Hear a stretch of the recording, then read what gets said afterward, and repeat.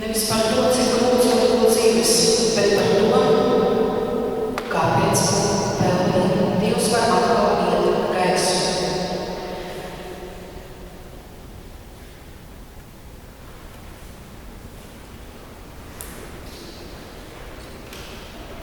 Ilgu laiku man šķita, ka cilvēka dzīvē vissvarīgākie mirkļi ir, kad mēs kaut ko sasniedzam, kad izdodas, kad citi mūs novērtoja.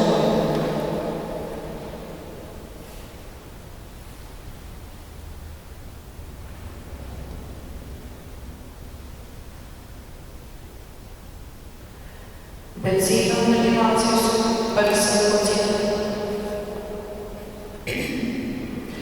Tā iemācīja, ka vissvarīgākais stāsts sākas nevis tad, kad viss ir labi, bet tā, kad cilvēkam šķiet, ka viss ir pazaudējis ceļu. Es gandrīz 30 gadus strādāju pēc skolotāju.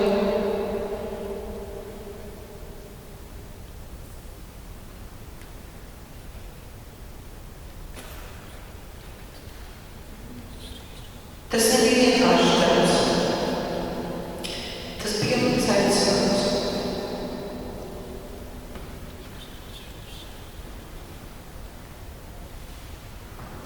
Es dzīvoju bērnu priekam, svētkiem, radošam. Es devu no sevis tik daudz, cik es spēju. Un kādā brīdī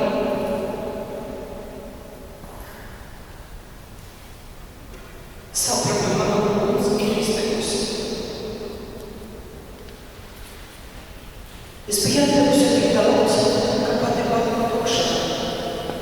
Pēc tam cita mani aizveda pa citiem ceļiem. Bija darbs, kurā centos palīdzēt cilvēkiem, bet katru dienu sastopos ar sāpēm, dusmām un bezcerību. Pienāca brīdis, kad man šķita, ka esmu iekļuvusi ļoti dziļā metrā. Un iespējams daudz esmu šo sajūtu. Kad šķiet, ka vairs nesaku iet. Tieši tad manā dzīvē arī vairāk ienāca trīs vārdi – ticība, cerība un mīlestība.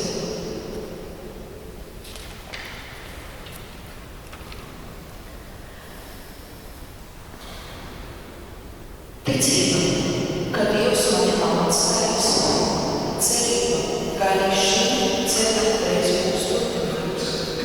Mīlestība, kuru saņem no saviem tuvākajiem un kuru Dievs pamazām atjaunoja arī manā sirdī. Es lūdzu Dievu, es gaidīju, es mācījos uzticēties atkal un jaunu. Un tikai tagad atskatoties atpakaļ es saprotu, kad cilvēkam šķiet, ka viņš ir pazaudējis ceļu, Dievs dažreiz atver durvis tur, kur viņš tās durvis nav meklējis. Man šīs durvis bija biblioteka. Tur es atkal satiku cilvēkus, satiku stāstus, satiku mieru. Katru dienu man ir pateica vārdus, kurus domāju neizmirsīšu nekad.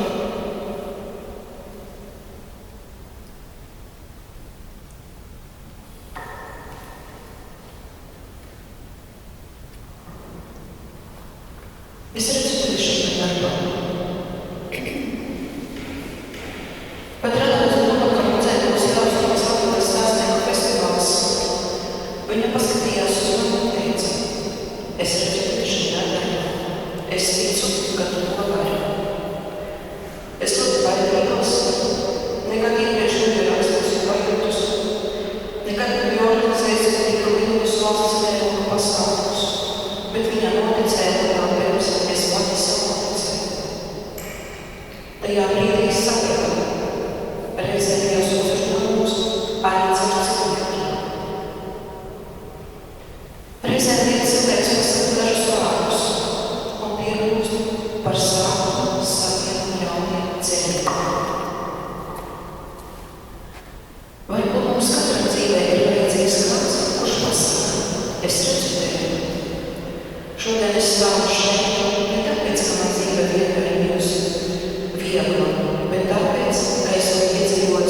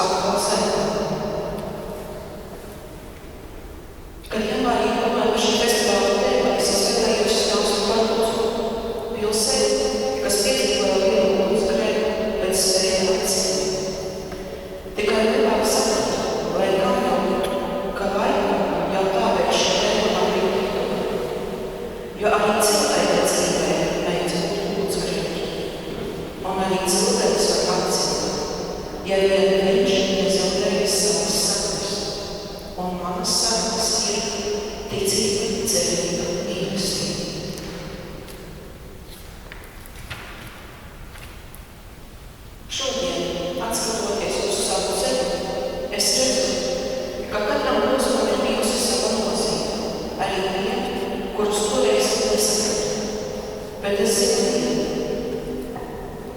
Ticība, cerība, mīlestība.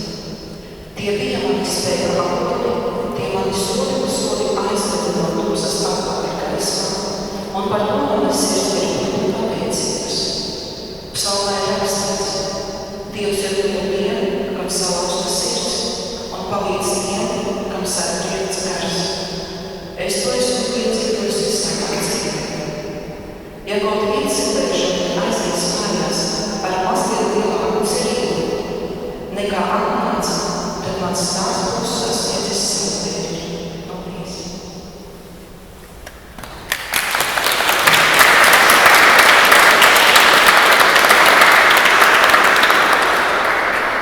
Mēs atkārtojos pievišķi par galu. Mums arī pēc 7 minūtes, bet pirmā reize man kaut kā ienāca prātā, kad es savā pasākumā, savā pilsētā, savā kopienā, savā draudzē to varētu pastāstīt. Paldies! Bet mums, jā, tā kā mums ir līdzības, tad dzeltenā kartīte palika 1 minūte, un sarkanā, jā, to jau ir jāpēc. Tāpēc ļoti atvainojos par savu ilgstošu stāstu. Nākamo aicinām godu pakalpojumu. Mūsu otrais stāstnieks šajā vietā Guntis. Viņa citais darbs saistās ar Latvijas folkloras un vārdu tradīcijas saglabāšanu. Guntis daudzus gadus pētījis, mācis un glabājis mūsu cilvēku stāstus, bet pats pierāda, ka stāstniecība nav tikai pagātnes liecība, tā ir dzīva saruna starp cilvēkiem. Aicinām Gunti. Stāsts, ko es stāstīšu, ir mantots mutvārdu tradīcijā. 2018. gadā bija folkloras festivāls Baltika, un mums bija stāstnieks no Austrijas Karina Čola. Un tas ir viņas stāsts. Viņa savus stāstus sameklēja kaut kur grāmatās, senās kronikās, izveido savu stāstu un tad publicē savās pasaku grāmatās.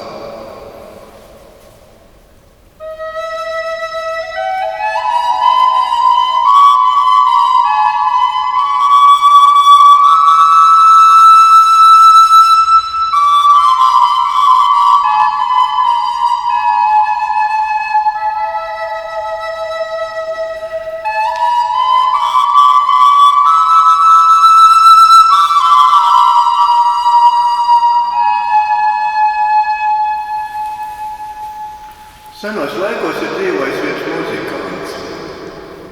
Staigājis no vienas pilsētas uz otru. Klaidot dzīvē ir daudz priekšrocību. Tu esi brīvs, tu vari izvēlēties, kur iet katru dienu, tur tev nav jāiet uz darbu, agri no rīta. Bet arī daudzi trūkumi. Tā ir dzīvošana no rokas mutē. Tu nezini, vai tu vakarā dabūs izgulēties kādā siltā mājā, jau atkal zem debesīm kaut kur būs jāpārguļ. Muzikants tā jau bija klaiņojis diezgan daudz gadus, priecājis ļaunus ar savu spēlēšanu. Un reiz viņš gāja garām baznīcā. Baznīca bija mazliet ārpus pilsētas, tā bija liela tāda svētceļojuma vieta. Viņš iedomājās, ka sen nav bijis baznīcā, iegāja iekšā, un tā bija, kā man austriešu tā stāstnieks teica, tāda baznīca, kas būvēta, lai cilvēks sajustu savu niecību visa tā lielā priekšā. Un te viņš saprata, ka viņš sen nav lūdzies un grēkus sūdzējis. Viņš mazliet piesardzīgi baidījās iet tā tālāk uz priekšu, un viņš palika pie jaunākas Marijas tēla. Tepat viņš, es skatos, arī iekšā nākot ir. Un arī tajā stāstā Marijai bija zilais tērps, zelta josta, zelta kronis galvā un zelta kurpītes. Muzikants mēģināja lūgties, bet viņam kaut kā nevedās. Viņš bija radis spēlēt, nevis runāt. Viņš nebija stāstnieks. Un tad viņš izvilka savu mūzikas instrumentu un sāka spēlēt. Baznīcā skanēja labi, un tai viņa mūzikas stāstā bija visas viņa ilgas, viņa bēdas, viņa cerības.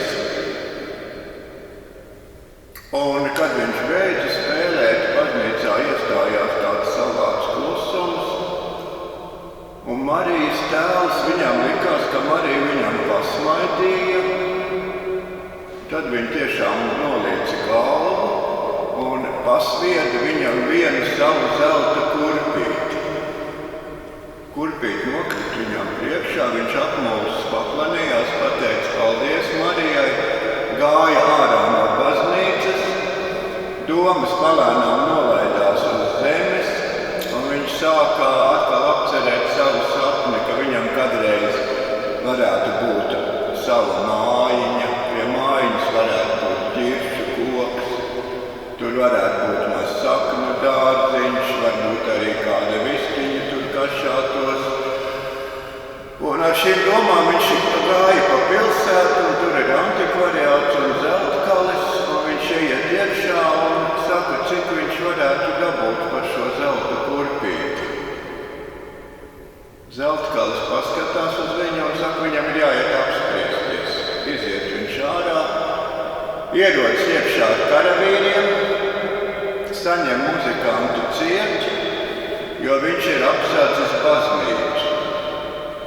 Nav lielāks grēks, kā apzakt baznīcu svētceļojumu vietā, jo Zeltkals to kurpīti pazīst, zina, no kurienes viņa nākus. Muzikants gan savu stāstu stāsta, bet kurš gan viņam ticēs, tiek atsaukts tiesnieks, sasaukta tiesa. Protams, ka muzikantu stāstam sievietes labprāt noticētu. Viņš ir skaists vīrietis, tāds harizmātisks, gariem matiem ar īpašu skatienu. Bet tiesneši ir vīrieši, un tiesneši nospriež, ka viņš ir zaglis, otrā dienā viņš ir pakarams. Otrā dienā pusi pilsētā iet skatīties to izklaidi, kā to zagli muzikantu kārs. Iet viņam no muguras, iet garām baznīcai, un muzikants saka, ka viņam ir pēdējā vēlēšanās. Pēdējā vēlēšanās svēta lieta, tiesnesim gan pusdienas jau mājās gaida, bet viņš zina, ka parasti tās pēdējās vēlēšanās viņas jau ir tādas diezgan vienkāršas un sasteigtas.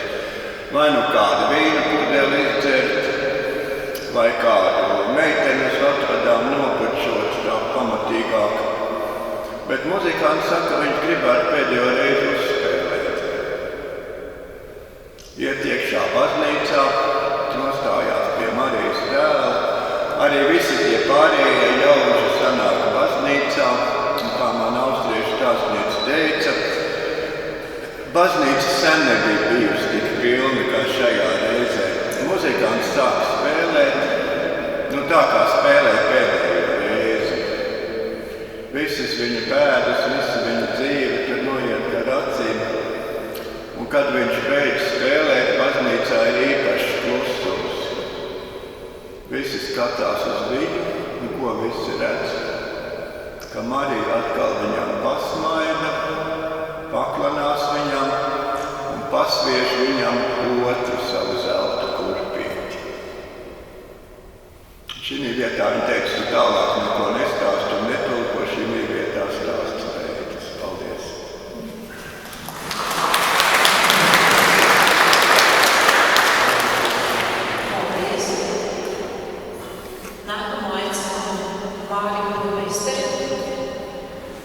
Māris saka, ka savā sirdī nes mieru un humoru, bet šodien viņas stāsts vedīs mūs dziļāk pie cilvēka iekšējā ceļa.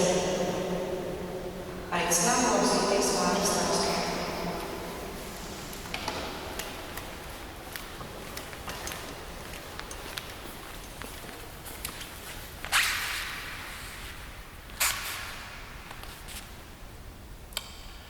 Mans stāsts būs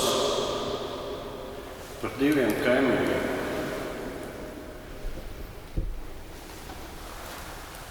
Interesanti. Viena kaimiņa ir, kas dzīvo mīlīgi, saticīgi, bet otri, kas kašķējās, strīdās. Un tad no tās kašķīgās ģimenes sieva izdomā aizsūtīt savu vīru, izspiegot, kā tas sanāk viņiem, tiem labajiem ģimenei. Viņš aiziet, skatās savu logu, tajā mirklī sieva iesmēja ūdens painī, sāk mazgāt grīdu. Pēkšņi koridorā ieskanās zvans. Sieva aiziet, atstājot spaini turpat. Un, protams, kad nāk istabā iekšā vīrs, nepamana spaini, apgāž, ieskrien istabā sieva, saka, piedod vīrs, es atstāju spaini, vīrs atbild, nē, noteikti, ka es esmu vainīgs, kad nepamanīju to. Un tad, kas kašķīgo vīrs aiziet domīgs mājās, un sieva viņam prasa, kā tad tur ir galā? Viņš atbild, pie viņiem visi ir vainīgi, pie mums neviens nav vainīgs. Domīgi nopušās un viss. Tā jēga ir noteikti visiem saprotām. Bet es pastāstīšu vēl vienu stāstījumu, man zelto kartiņu viens man nerāda, kur ļoti ticīga sieviete, kas saka savām mācītājām, mācītāji kungs, es vairāk nenākšu uz baznīcu šito, es nenākšu vairāk. Jo ir cilvēki, kas baznīcā spaida telefonus, citi čukstās, sarunājās, neviens prediķi īsti neklausās, citi vēl kaut ko dara. Mācītājs uz to atbild. Es tev ieliešu krūkā ūdeni un apstaigā apkārt 2 reizes apkārt baznīcai. Sieviete arī tā darījusi, paņēmusi krūku, gājusi, censdamies neizliet nevienas pilītes, apgājusi tās 2 reizes apkārt, un tagad mācītājām saka, es apgāju apkārt, mācītājs viņai jautā, ko? Tu apgāji 2 reizes, neizlēji nevienu pilīti ūdens, vai tu dzirdēji kādu, kas runā, vai spaida telefonu, vai vēl kaut ko, uz ko sieviete atbildēja, nē, es nedzirdēju ne to, ka kāds runāja, ne to, ka kāds spaida telefonu, vai vēl kaut ko dara. Uz to arī mācītājs atbild, ja tu pievērsies Dievam, tu nezirdi neko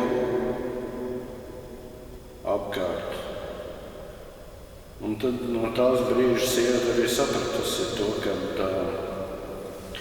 tiešām no sirds pievēršam Dievam, mēs apkārt neredzam neko, mēs esam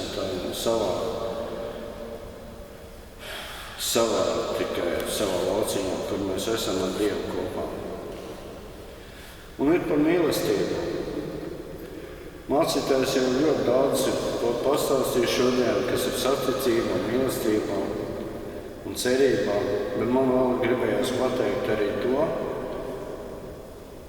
kad ir cilvēkiem, katram cilvēkam ir dvēselītē, maza gaismiņa, kurā ir ielikts, bet tas ir ne katrs cilvēks, pat visjaunākajam cilvēkam arī ir tā gaismiņa. Bet viņš īstenībā ir cilvēki, kas to īsti nesaprot, jo katram cilvēkam pašam sevi jātīstā, jāsaprot ir, ko tev ielikusi vecāki, vecvecāki, kā tu attīsti to savu dvēselīti, gaismiņu. Un mīlestība rodās ne jau no tā tikai, kad es tev pasaku, es tevi mīlu, var pateikt dažādi, bet īsta mīlestība ir tā, ka no taviem darbiem, kā tu to padari, kā tu to pasniedz otram, tuvākajam cilvēkam. Un tāpēc arī citi saskatā, ka visbiežāk, kad palīdzēt vieglāk ir svešajām cilvēkam nekā savējām. Un līdz ar to es domāju, ka katrs cilvēks ir pievērsīties savai dvēselītei, tad radīsies arī biežāk tā mīlestība, vieglāk būs pārciest. Un arī cerība, kā saka, piepildīsies to, ka tu vēlies. Un katrs cilvēks arī, kas pagātnē ir bijis un kā, ir jāskatās vairāk uz nākotni. Un es novēlu jums visiem, lai nākotnē būtu vieglāki ceļi, ejami, saticīgāki, mīļāki un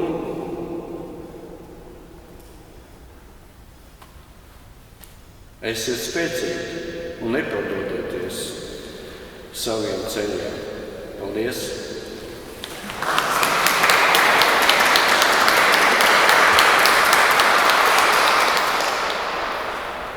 Kopā ar mums ir arī Anita burmeistere Māra sieva.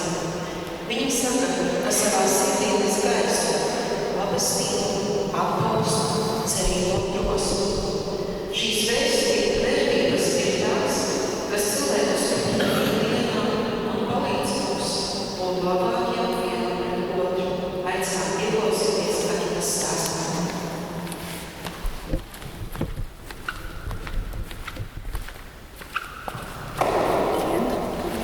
Labdien! Mani sauc Agita, un es jums pastāstīšu kādu stāstu par skolotāju un mācekli. Reiz kāds skolotājs teica savam māceklim: lūk, tev ir māla pods, un tev šis pods jāuznes traukšu augstu kalnā, līdz pašai virsotnei. Un nav svarīgi, vai tu un kā tu to podu uznesīsi, bet svarīgi ir, kas tajā iekšā. Māceklis paņēma podu, paskatījās, pods ir tukšs. Viņš pie sevis padomāja, ko es īsti nesu, un devās ceļā. Māceklis kāpa kalnā un satika kādu sievieti. Viņš apstājās, viņa bija noskumusi, viņš viņu uzklausīja, iedrošināja, un tad devās tālāk. Tālāk ceļā viņš tā kā jūt, tas pods paliek tā kā nedaudz smagāks. Viņš satiek vecu vīru, viņš palīdzēja viņam ienest malku. Tālāk viņš devās, viņš satika kādu cilvēku, kurš viņam bija nodarījis kādreiz pāri. Viņš viņu uzklausīja un piedeva. Ejot augšā, gandrīz jau līdz viņš tic līdz virsotnē, viņš jūt, ka tas pods paliek, viņam šķiet ir smagāks. Viņš uziet augšā un saka skolotājam: es uznesu podu, man liekas, ka viņš ir pilns, bet viņš saka, es nezinu. Un skolotājs pasmaidīja un teica: viņš ir pilns ar tavu mīlestību, tavu iecietību, iejūtību, žēlsirdību un ticību. Un nav svarīgi, kas tev pieder, bet svarīgi, kas ir tavā sirdī. Un tad māceklis padomāja, jā, ka šīs vērtības ir kā gaisma. Kad es ar tām dalos, tā nekļūst mazāka, bet tā kļūst spožāka. Un tur, kur mājo mīlestība, ticība, žēlsirdība, iejūtība, tur mājo Dievs. Un ir lielākā vērtība tas, kas tavā sirdī un kā tu spēj dalīties ar labo. Tāds ir šis stāsta vēstījums. Tā kā lai jums visiem ir mierpilns, svētīgs, ražīgs, bagātīgs augusta mēnesis. Šodien 1. augusts, un mēs esam tikušies Ludzā. Man prieks ar jums. Un cerams uz nākošām tikšanām. Paldies! Paldies!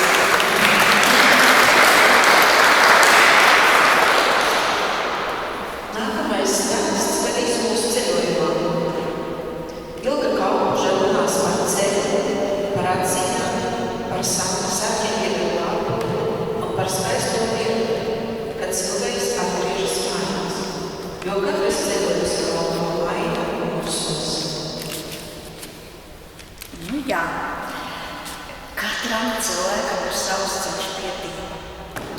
Es tā kā vienmēr zināju, ka Dievs ir, bet visu laiku bija kaut kādas tur jautājumas, šaubas. Dievs klauvē pie sirds manas, pie mana prāta, bet es biju tāda, kāda bija. Un tad laikam tomēr tie bija kunga ceļa neizstudinājumi. 21 gadu atpakaļ viņš man sarīkoja tādu labu ceļojumu. Es braucu uz Skotiju piepilnīties. Manas angļu valodas zināšanas bija sorry, I don't speak English. Varat iedomāties, kā es braucu tādā ceļā. Braucu ar autobusu, lidmašīnu un vilcienu, ar pārsēšanām. Nekad tik tālu neesmu bijusi. Un tas ir ārprāts vispār, ja? Es braucu.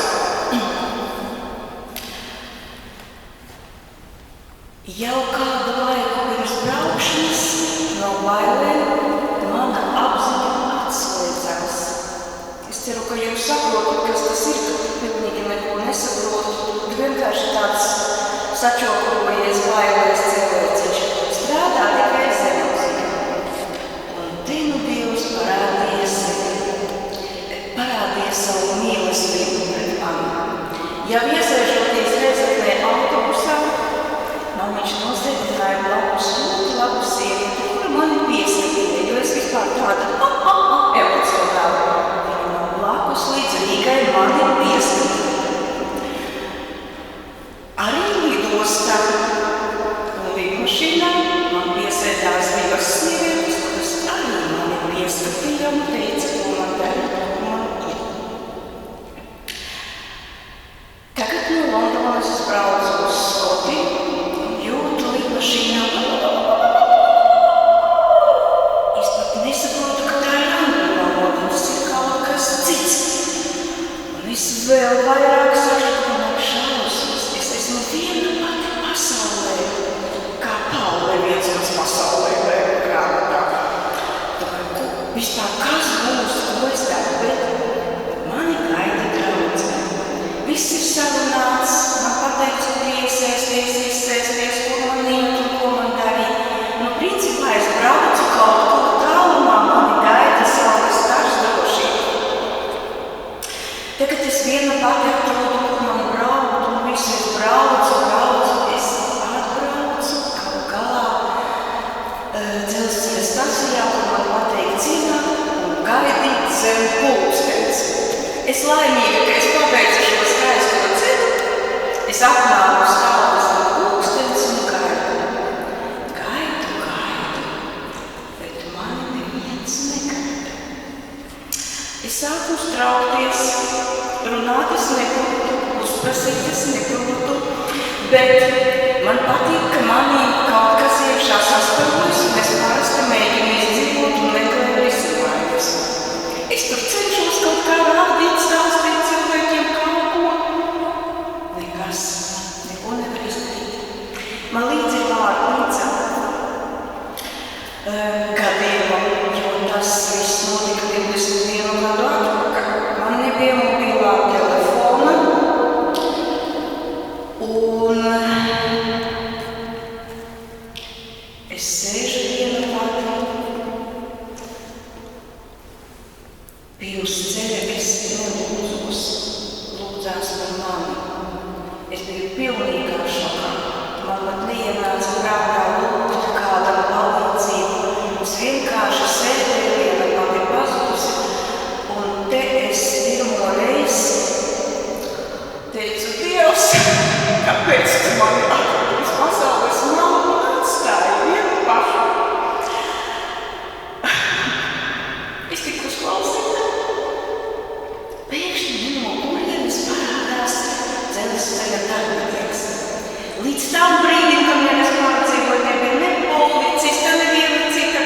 skanēja pieņemt klāt.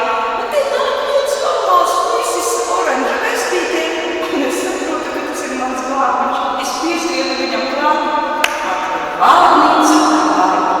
Esmu pazaudējusies. Es saku, viss normāli. Es viņam dodu telefonu, un viņš zvana manai draudzenei. Izrādās, mana draudzene nolēmusi man lielu pārsteigumu sagādāt. Viņa mani gaida pie vilciena, un viņa domā, kad es kāpšu ārā no vilciena, viņa jau stāv un mani gaida. Nu, redz, viņa arī stāv pie vilciena, viens vilciens aizgāja, otrs aizgāja, manis nav. Viņa arī pārdzīvo, kur esmu pazudusi.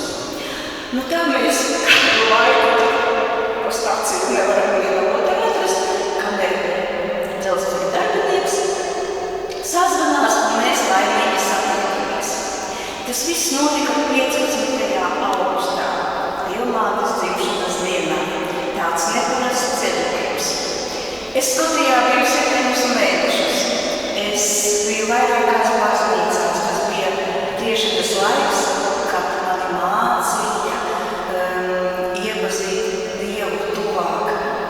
Un tad, kad es atbraucu uz mājām, es braucu 8. martā, atkal skaistajā dienā.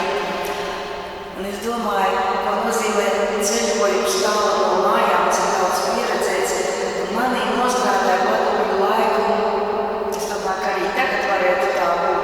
Es domāju, ka es atbraukšu uz dzimteniem, es kritīšu uz zemes, es kopštīšu, bučošu.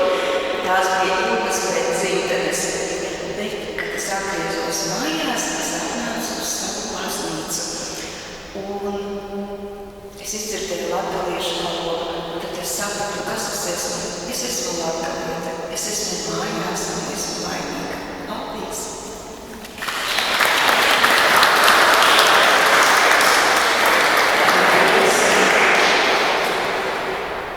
Nākamais mūsu stāstnieks ir Dainis Stots no Vienpašiem. Viņš ir cilvēks, kurš dzīves sajūtas bieži ietver arī dzīves rītās. Iedvesmu viņš ļoti dabā, pie ūdeņiem un tajos klusajos mirkļos, kuros cilvēks sarunājas pats ar sevi, ar Dievu. Šodien klausīsimies Daina stāstu.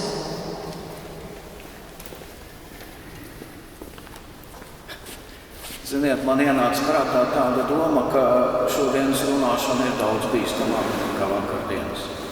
Tāpēc, kad tiem, kas vakar saņēma sarkano kartīti, tiem jau draudēja tikai pārmešana pār bortu. Šodien pilnīgi iespējams, ka tā kartīti var arī vārtus atvērt uz elli. Ziniet, man ir tā iznāca dzīvē, ka gadu laikā tā lēnām, pamazām, un es pat teiktu nemanām man ir izveidojušās tādas īpašas un personiskas attiecības ar Aglonas Dievmāti.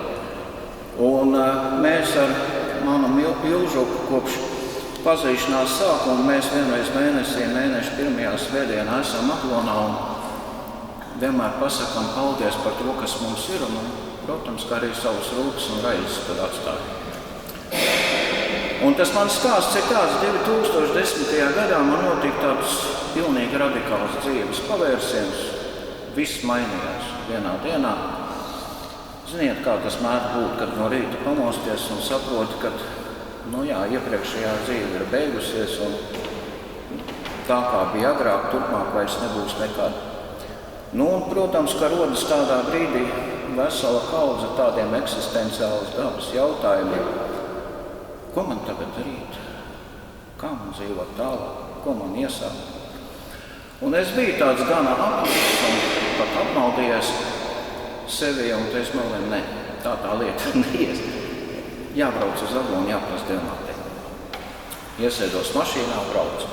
Un te ir svarīgi atkārt. Tas bija pats ziemas sākums. Sniega vēl nebija, bet mīnus jau bija vairākas dienas pēc kārtas, un tā zeme bija sasalusi jau pilnīgi ragā.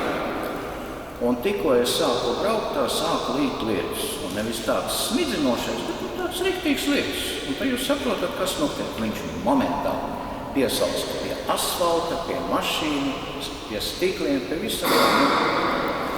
Autovadītājs zina, kas tas ir pa mūku.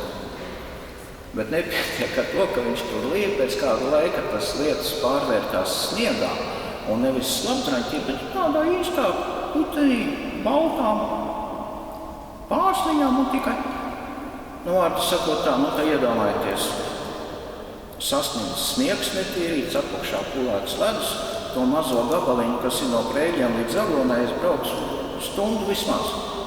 Iebraucu Aglonā un pusi Aglonas bija bez elektrības, tur vādi bija sarauta. Bet uz vakaru svēto misis tomēr paspēja. Un tikko vakaru svētā misa beidzās, es uzreiz tā ķip, uz sakristē lejā pie priestera un saku, tā un tā, man te ir sarežģīta dzīves situācija, un es esmu speciāli atbraucis, lai palūgtu garīgas dabas padomu. Un es saku, un Aglonā sakristējā tur ir tāds pagaršs dīvāns.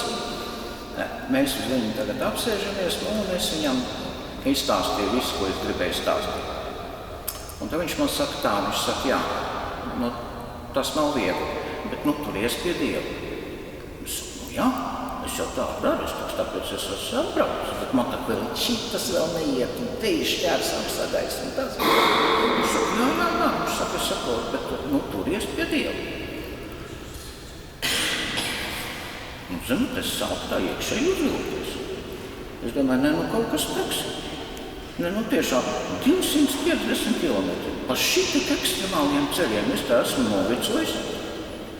Un viņš tagad, lai kaut ko prātīgi un kaut ko pateikt, viņš te man tikai klodzina vienu un to pašu vienu, tagad tāds papagājums. Un tā man pieliec vienā brīdī. Un tā man pieliec tā zināt dzīves gudrība, kas bija tajā uz priestera vārdos, kad viņš man teica tā. Atceries, lai kas arī tavā dzīvē nenotiktu. Galvenais, kas tev ir jādara, turies pie Dieva. Un tā kā es to apjautu, tad es arī apjautu, ka es neesmu par vēl te braucis visu to ceļu. Un beigās bija tā, ka es pēc dažiem gadiem, kad es pats sāku rakstīt dzeju, tad viens no maniem pašiem pirmajiem dzejoļiem bija Aglonas dievnotē. Man kārtīgi nerādās viņu nomināšu. Šeit Aglonā, šai svētā vietā, es varos tavā vaigā, Dieva māte, kā mazām bērnām gribas pieglausties tev klāt un neatlaisties līdz pat dzīves rietam. Šai pasaulē, kur tikai naudai vara, tu esi tā kā bāka miglā, māte, ir tavā varā nelaimīgos glābt, kas aizmaldās bez īstās gaismas stāra. Cik daudz ir falšu spīdekļa apmatu, tos tuvākie par labklājību sauc. Kā taurina uz Melgoni trauc, līdz viņiem apdeg trauslo spārnu galvu. Tas nav mans ceļš, vairs negribu to iet. Ir tajā izniekoti daudz dzīves gadi, lai ko par mani teiktu, trauki, radi. Laiks pienācis ir beidzot mezglos sirdi. Un tādēļ atkal šai svētā vietā, es varu uz svētbildē, uz tavu vaigu. Kā mazam bērnam gribas pieglausties tev klāt un neatlaisties līdz pat dzīves rietam. Paldies!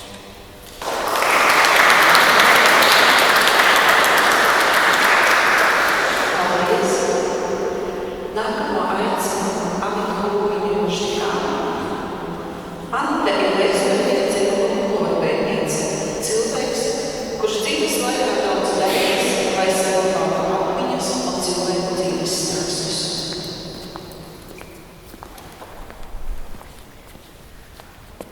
Mans stāsts būs par ticību, cerību, mīlestību un lielo lūgšanas spēku. Mans stāsts būs par maniem vecākiem. Es esmu dzimusi Rudzātos un arī kristīta Rudzātu baznīcā, bet mana tēva dzimta ar savām saknēm no mātes puses nāk no Līvānu tuvējiem drēņkorkļiem, kur bija ļoti liela dzimta, 10 bērni, un viens no manas vecmammas Jūlijas Kārklas ieprecētas rudzētos brāļiem, Juris Kārkle, ir pazīstams mācītājs Latvijas laikā un arī pēc tam. Juris Kārkle dzimis 893. gadā un skolojies Petrogradas garīgajā seminārā, pēc tam arī beidzis garīgo akadēmiju, un Latvijas laikā viņš bijis ievērojams mācītājs, kalpojis ļoti daudzās Latvijas baznīcās, bijis Viļānu klostera arī pārzinātājs kādu laiku, bet man liekas lielākais ieguldījums viņām ir, ja viņš bijis Rēzeknē, garīgās izdevniecības, ja ne redaktors, tad līdzstrādnieks, un viņš ir bijis skolu inspektors, vai kā teikt citādi, atbildīgs par ticības mācību skolās,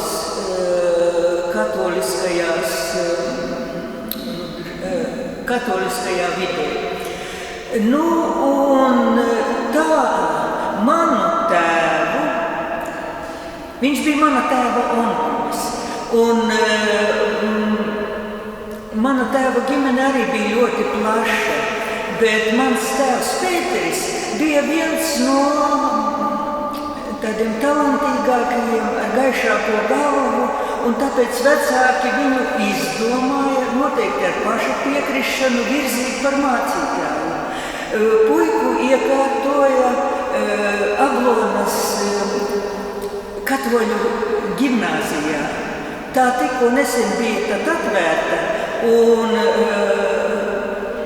Pēteri, kuram bija tādi, laikam kādi 10 gadi, iekārtoja mācībās. Bet viņš tur ilgi nemācījās, jo nomira viņa tēvs negaidīti, un māte palika ļoti tādā izmisīgā stāvoklī. Nebija arī kas mājās, arī darba roku trūka, bet vēl vairāk tas, ka nevarēja skolas naudu samaksāt. Un tā manu tēvu atsauca no mācībām, bet cits priestera brālis, Izidors Kārkle, Dreņkorkle, paņēma puiku, onkuli, tas ir onkulis paņēma varbūt krustdēlu pie sevis un ievietoja Līvānu tikko atvērtajā komercskolā. Šo komercskolu Pēteris Rudzelts arī beidz ar labām sekmēm. Tā arī ļoti elitāra mācību iestāde, tā sagatavo tirdzniecības darbiniekus visai Latvijai un tā. Un arī Pēteris pēc tam ieņem labu darba vietu Līvānu kooperatīvā. Taču visu izmaina padomju, Krievu ienākšana Latvijā, viss mainās, sākās karš, un Pēteri pēdējos kara gados parauž, karā, leģionā, Vācu armijas labā, un viņš Polijas teritorijā ar lāpstu roku ierokumus. Karš beidzās, un viņam par šo lāpstas cilāšanu nepareizajā pusē ir filtrācijas nometne Vorkutā. Kas zina, kas notika Vorkutā, tā nebija nekāda filtrācijas nometne, kur pārbauda, cik tu karā noziegumus vai ko izdarīja. Tā tur filtrēja nāve, un tur ļoti daudzi neatnāca no tās nāves nometnes. Nu, bet manam tēvam kaut kā izdevās izdzīvot. Viņš atnāca, bet tūlīt jau sākās arī kolhoza laiki. Un, ziniet, tie pirmie kolhozi, viņi ar spaidiem tika likti dibināti, un katrā kolhozā bija neliels kolhoziņš, katrā tādā ciematiņā. Un manu tēvu atkal kā gudrāko ieliek par kolhoza priekšnieku. Nu, un mans tēvs, nodibina kolhozu Latgales Zieds. Bet tas nav ilgs laiks. Tēvs apprecās ar manu mammu un paņem meiteni no Otašienes, apprecās, ir kāzas. Bet tad, pēc pusgada par viņu ir ziņas Čekai safabricēta vēstule, tēvu apcietina martā. Līvānos notiesā, mamma iet viņu aizstāvēt. Viņu tur padzen sūnī, saka, kā tev nav kauna ar tādu būt kopā. Tēvu aizsūta uz tālajiem austrumiem, tur pie Ķīnas robežas, viņš ceļ Komsomolsku pie Amūras. Bet ir 55. gads, Staļins jau ir miris, būs brīvlaišana.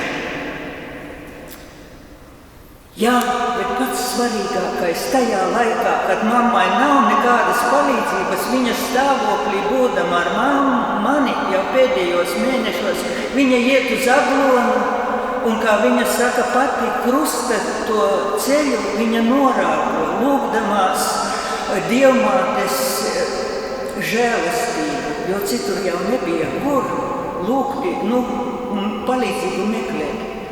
Un tad ir 55. gada pašas beigas. Zina, kad jau būs brīvlaišanas, atlaidīs tos politiski ieslodzītos, bet nezina kā. Un mamma brauc uz Atašieni nopirkt šujmašīnu. Ar zirga pajogu, viņai ir veikals pie vilcienu stacijas pārbrauktuves ir šlagbaums. Viņa netiek tālāk, jo ir pienācis Maskavas vilciens. Un viņa sēž tais kamanās, ragavās un skatās, nāk pa peronu viens no retajiem izkāpējiem Atašienes stacijā, cilvēks vatenī ar koferi pie rokas, un kad viņš arī meklē to pašu ceļu tur uz Rudzātiem, viņš pienāk tuvāk, un viņi viens otru atpazīst. Viņi ir satikušies, nezinot, kad atbrauks, un satikušies minūtē, tajā laikā, kad pienāk vilciens un kad viņiem jāsatiekas. Vai tas nav Dieva brīnums? Un to var izskaidrot, manuprāt, tikai ar lūgšanas spēku, kad Dievs to uzklausīja un visu to noorganizēja. Tāds ir tas.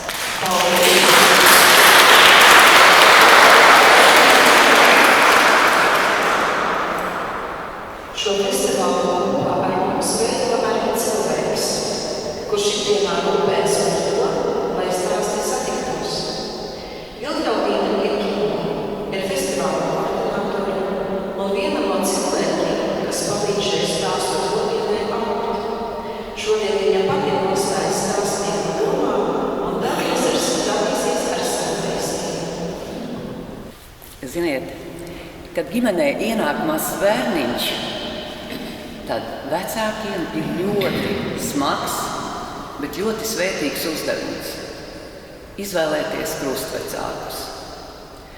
Un es esmu bezgala pateicīga saviem vecākiem par šo izvēli, un tagad es jums piedāvāšu savu krustvecāku mīlestības stāstu, kā pateicību par visu, ko viņi ir darījuši manā labā. Šis mīlas stāsts būs nedaudz ar teiksmainu pieskaņu, bet tieši tādu es viņu arī redzu, un viņu kopdzīvi arī. Šis mīlas stāsts aizsākās uzreiz pēc 2. pasaules kara. Viņa, pavisam jauna meitene, tikko atgriezusies no piespiedu darbiem Vācijā. Un neskatoties uz šo smago pēckara laiku, viņa baudīja jaunību un kādā no zaļumballēm satika jaunu, staltu vīrieti, kas spēlēja akordeonu, ļoti skaisti dziedāja, bija daļrunīgs un arī izdarīgs. Un tā šīs divas sirdis saplūda kopā.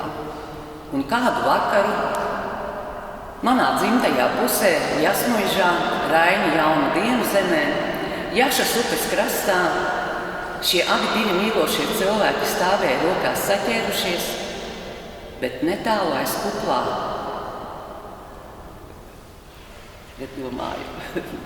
Aiz kuplā ceriņu krūma stāvēja mīlestība un šķiršanās. Šķiršanās viltīgi pasmaidīja un teica: zini, es izšķiršu šo mīlošo pāri. Uz ko mīlestība satraukusies uzreiz atbildēja: pagaidi, nesteidzies. Es tikai vienu mazu mirklīti pienākšu viņiem klāt un ielūkošos viņiem acīs, un tad tu vari darīt, ko vien gribi. Lai notiek, teica šķiršanās. Mīlestība nemanāmi pienāca tuvāk, ieskatījās abu šo jauniešu acīs, un kā jūs domājat, ko viņa tur ieraudzīja? Viņa tur ieraudzīja mīlas dzirksteli. Kļuva daudz priecīgāka un teica: nu, tagad tava kārta. Bet šķiršanās uzreiz sarāvās čukurā un teica: nē, tikai ne tagad. Tagad viņu sirdis ir mīlas piepildītas. Es tur neko nevarēšu izdarīt. Gan jau es atnākšu vēlāk. Pagāja pāris gadi, un atceroties savu solījumu, viņa tuvojās šīs jaunās ģimenes mājā. Pienākusi pie loga, ieskatījās pa to un redzēja tur jaunu māmiņu ar mazu zīdainīti rokās. Tā bija viņa pirmdzimtā meitenīte Irēna. Blakus sēdēja tētis un meistaroja koka šūpulīti. Nodomāja šķiršanās. Varbūt tas ir tas īstais mirklis, jo tad, kad bērns ienāk ģimenē, rodas arī pirmās grūtības.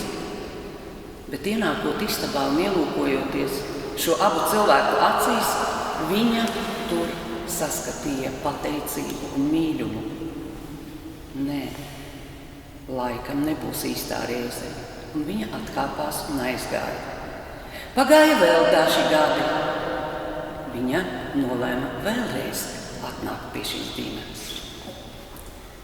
Tad, kad viņa pienāca pie loga, viņa redzēja, ka istabā skraida jau neviens, bet divi bērni. Blakus šai jaukajai meitenītei skrēja un priecājās, traiskus smieklus smējās mazs nikls puisītis, vārdā Romualds, kā viņu sauca mamma. Viņa stāvēja pie loga, skatījās, un tad viņa saprata, ka meitenei nav lunas spēja. Bet abi mazie, gan savā starpā, gan ar mammu, sazinājās neskādā zīmju valodā, un viņu acis bija pilnas mīlestības, gan mātes, gan šo abu bērnu. Šķiršanās padomāja: nu tas gan būs īstais mirklis, jo sadzīvot kopā ar bērnu, kurš nerunā, droši vien šausmīgi grūti. Nākšu vien iekšā. Bet, kad viņa tuvojās šim pārim, viņa viņu acīs ieraudzīja pateicību, sapratni, cieņu un atbalstu. Cik ilgi vēl, nodomāja viņa, un atkal pagriezusies aizgāja. Varbūt, ka es nāku ļoti ātri. Ir pagājuši tikai daži gadi. Nedaudz uzgaidīšu, nodomāja šķiršanās. Kad viņa atnāca vēlāk, daudz vēlāk, tad redzēja, ka atbraukuši mājās abi bērni, ka dēls jau ir precējies, bet istabā valdīja klusums, jo izrādās, ka liktenis nebija lēmis viņiem mazbērnus. Nu, tagad gan būs īstais laiks, nodomāja šķiršanās. Nu, kā tā var dzīvot visu laiku vienās likstās, vienās nelaimēs. Kāpēc tā notiek? Iešu iekšā lūkoties. Šķiršanās ienāca, un abu acīs ieraudzīja mūža uzticību. Nu gan, viņa teica, es nezinu, ko šeit var darīt. Un pagriezusies atkal gāja projām. Pēc daudziem gadiem viņa tomēr nolēma vēlreiz ienākt šai mājā. Pienākusi pie tā paša loga, viņa ieraudzīja uz krēsla sēžam vientuļu vecu, bēdu sagraustu večiņu. Nodomāja. Laikam tik tālu viens otram aplikuši, ka katrs dzīvo savā istabā. Viņa jau gribēja nākt ielūkoties viņai acīs, kad pēkšņi vecā sieviete piecēlās un izgāja laukā pa durvīm. Protams, ka šķiršanās gāja viņai nopakaļ. Ceļš viņus atveda uz kapsētu, kur vecā večiņa apsēdusies. Klusiņām raudāja pie mirušā vīra kapa. Jā, nodomāja šķiršanās, laikam laiks visu ir izdarījis manā vietā. Man te vairs nav ko darīt, viņa nodomāja. Un izrādās, ka šo ģimeni nemaz nevar izšķirt. Bet bija tā, ka šis mīļotais tikai īsu brīdi viņsaulē sagatavoja vietu abām dvēselītēm. Un vienu vakaru, kad viņa sēdēja savā rožu dārzā, viņai pēkšņi parādījās acu priekšā 2 balti eņģeļi, kuri pēc mirkļa sadevušies rokās aizlidoja projām kopā. Un tās bija tikai 2 nedēļas, kad viņas dvēselīte aizgāja pie sava mīļotā vīra. Ko tas nozīmē? Tas nozīmē, ka 2 patiešām mīlošas sirdis šķiršanās nevar izšķirt nekad. Viņi piedzīvoja ne tikai sudraba, zelta, dimanta kāzas, bet drusciņi pietrūka arī pie nākamajām ļoti zīmīgajām. Es tagad pēkšņi aizmirsu, kas tās ir par kāzām, kad jau ir 65 kopā nodzīvoti gadi. Un es jums arī novēlu, lai pirmkārt jūsu bērniem un mazbērniem būtu tikpat mīļi, iecietīgi, saprotoši krustvecāki, un lai jūs piedzīvotu, un jūsu bērni un mazbērni, tādu mīlestību, kādu piedzīvoja mani krustvecāki. Paldies!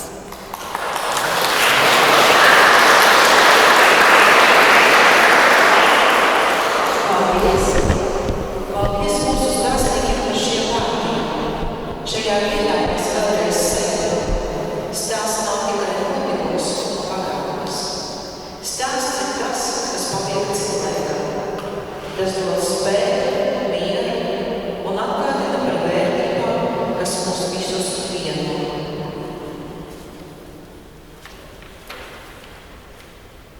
Mūsu rīta stāsti ir izskanējuši. Tagad